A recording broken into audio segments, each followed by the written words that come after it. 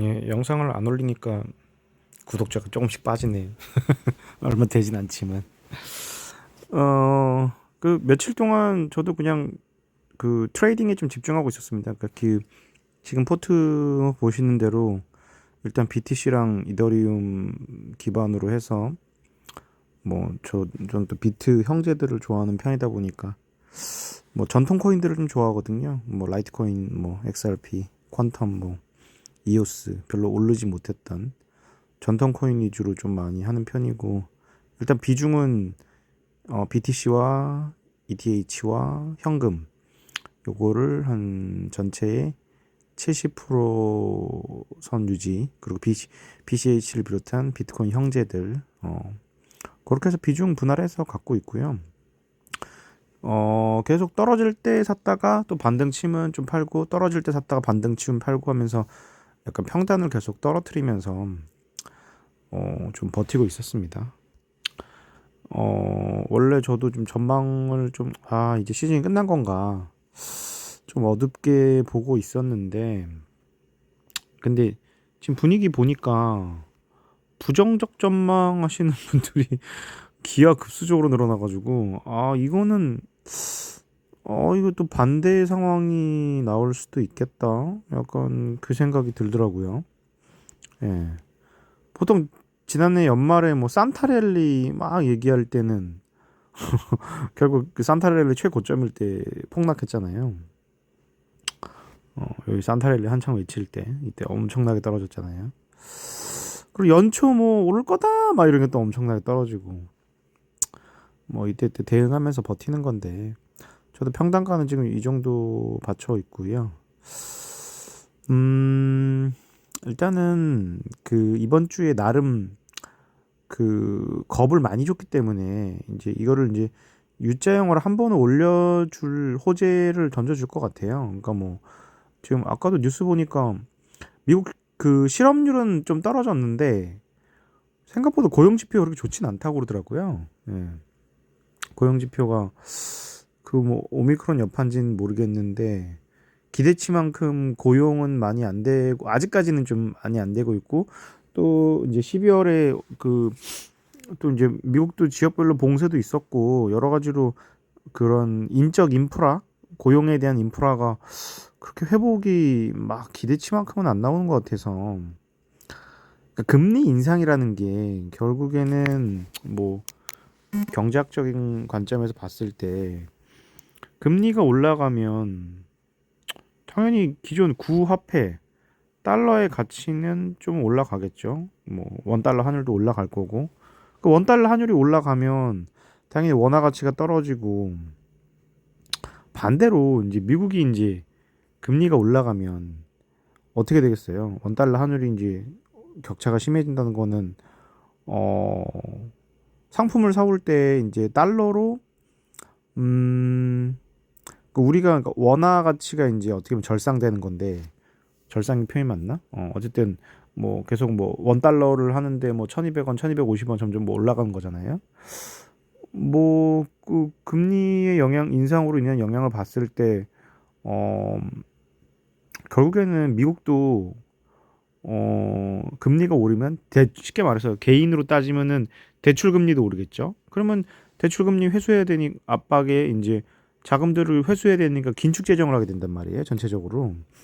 그러면 시장은 더 위축되죠. 긴축하게 되면 뭐 자영업자분들도 대출을 갚기 위해서 뭐 고용 인원을 더 줄여야 되고. 그러니까 결국 금리 인상이라는 게, 이게 겉으로는 조삼모사인 게, 당연히 금리 인상하면 뭔가 인플레이션에 영향을 줘가지고 물가 지수를 떨어뜨릴 것 같은데, 물가가 떨어뜨리는 만큼 고용 지표도 떨어지고, 어 왜냐면 쉽게 말해서 자영업자들 대출 갚아야 될 거 아니에요. 그러면 3명 쓰던 종업원 2명으로 줄여야 되거든요. 그런 비용도 그렇고. 근데 오미크론 여파가 어쨌든 3월까지 지속이 되고 더 확산세가 좀 뭐 계속 좀 있다고 하면, 어쨌든 사회적인 봉쇄 압박은 있을 거고, 뭐 그렇게 되면은 전 세계적으로 결국 고용 지표는 떨어질 수밖에 없고, 각자 다 집에 있어야 되잖아요. 봉쇄하면 지금 중국 뉴스 나오는 것처럼. 그게 어떻게 보면 사회의 인적 인프라들인데, 인적 인프라가 활발하게 마스크를 벗고 일할 수 있는 환경이 안 되는데 금리만 올려버리면은 금리 인상이 물가를 낮추는 것뿐만 아니라, 그러니까 금리 인상이라는 게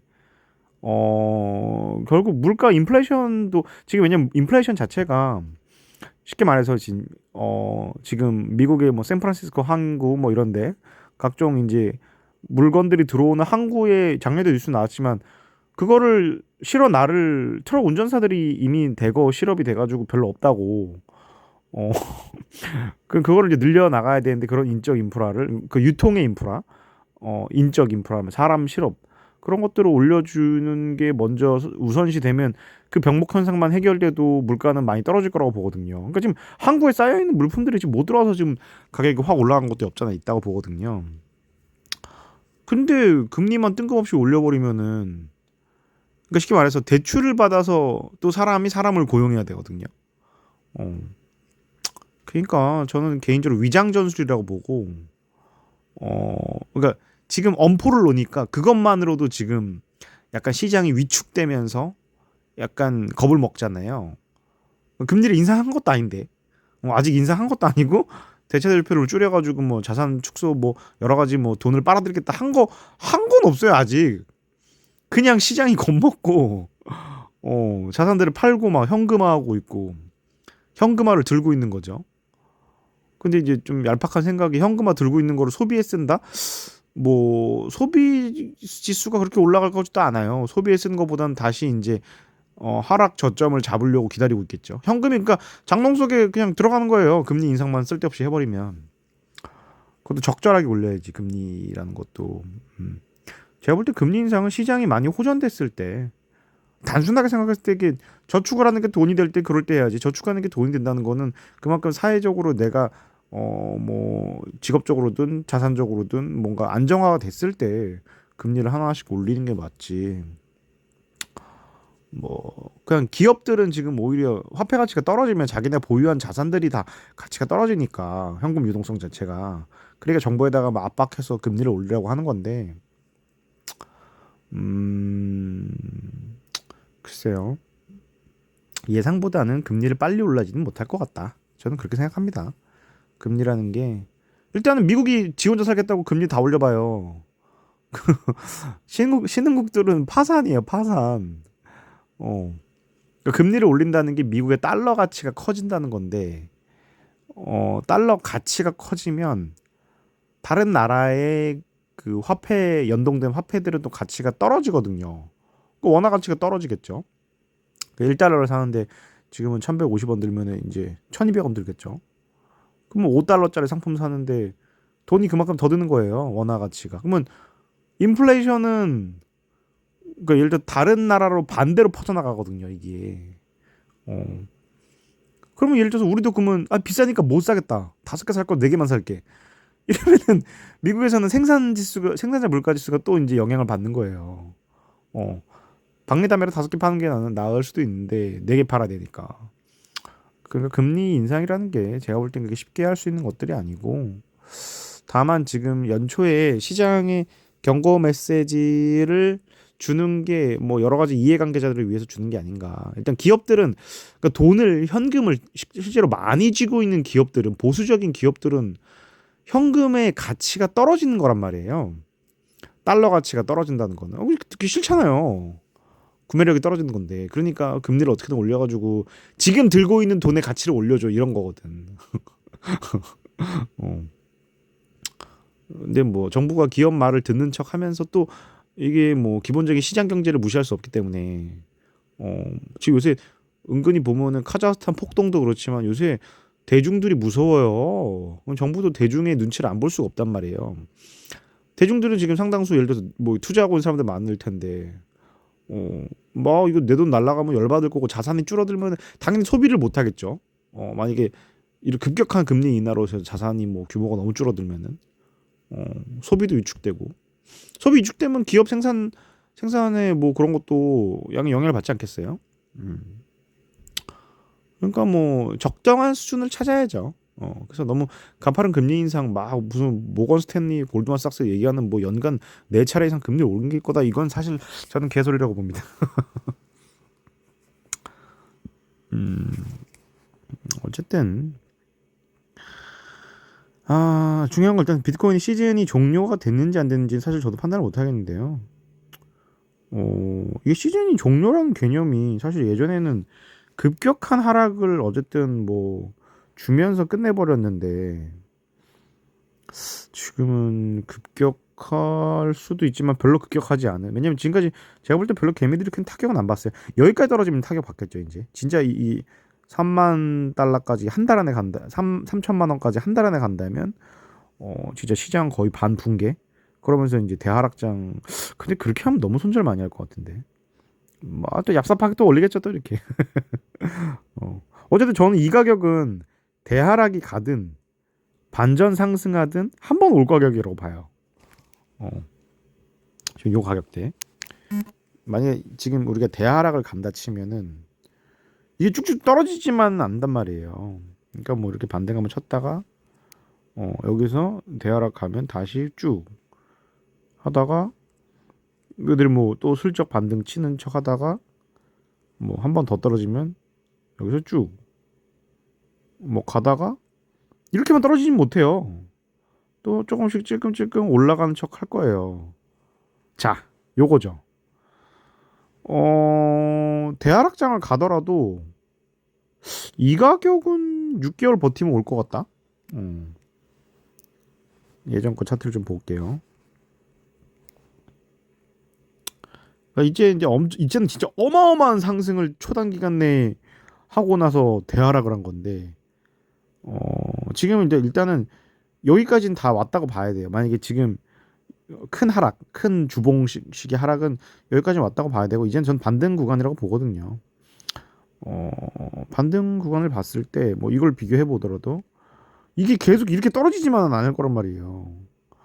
올라가는 척 하면서 설거지 해야 될 거 아니에요. 개미들 돈 계속 털어먹으면서. 이거 올라가는 척 하려면 생각보다 여기 찔끔 올려가지고 개미들 콧방귀 남겨요. 사실은 한번 쑥 올려주는 게 필요하겠죠. 음. 그러면은 만약에 대하락장 간다 해도 최소 5,600 원화 차트 기준으로 이 직전 중간점이었던 5,600 정도까지는 갈 것 같고 요때 좀 매도를 많이 해서 현금 비중을 좀 높여두는 게 좋을 것 같습니다. 음, 그래서 만약에 반등 상승을 한다 그러면 이제 뭐 이런 식으로 올라갈 수 있겠죠. 근데 아마 상승은 가파르게 할 거예요. 하기 시작하면. 만약에 한다 그러면 이 숨 쉴 틈도 안 주죠. 근데 이제 만약에 대하락을 간다 치자. 대하락을 간다 치면은 여기 찔끔 올려줬는 척 하다가 제가 보기에는 조금 평균적으로 개미는 여기에 많이 물려 있을 거예요. 5,600만 원, 5,300만 원. 그러니까 사실 조금만 올려줘도 개미들 탈출 되게 많이 할 거야. 어. 그래서 제가 볼 때는 되게 찔끔 올려주고 슉. 그래서 이제 도저히 개미들이 손절도 못하는 상황. 여기서 이제 횡보 하다가 근데 이것도 쉽진 않은 게 V자 반등이 나와요 이 정도면. 그러면 다시 이렇게 떨어지더라도. 그러니까 뭐가 됐든 간에 이 가격은 안정된 가격이다. 지금 매수 구간은. 다음에도 한 6개월 안에 얼마든지 팔 기회가 있다. 막 3년 4년씩 아니더라도 6개월 아니더라도. 뭐 처음 지금 60주 선을 깬 거잖아요.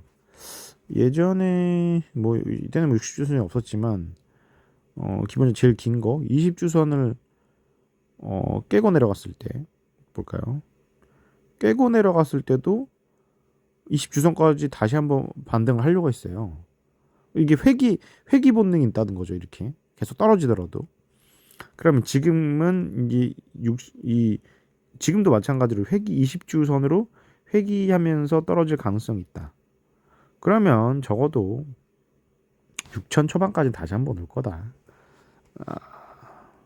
사실 6천 초반은 이건 거의 상승장 전환한 건데. 그러니까 아주 비관적인 전망으로 보면은 그냥 4천 초반까지 3천 후반까지 꼬라박다가 다시 쭉 올리는 척하면서 4천 후반, 5천 초반 좋으면. 그러니까 지금 오늘 이 가격까지는 언제든지 올 수 있다. 한 번은 3,500까지 떨어지더라도. 어쨌든 지금은 일로 올라가든 내려가든 버텨보는 구간이지 않을까 얌전하게 그렇게 보고 있습니다.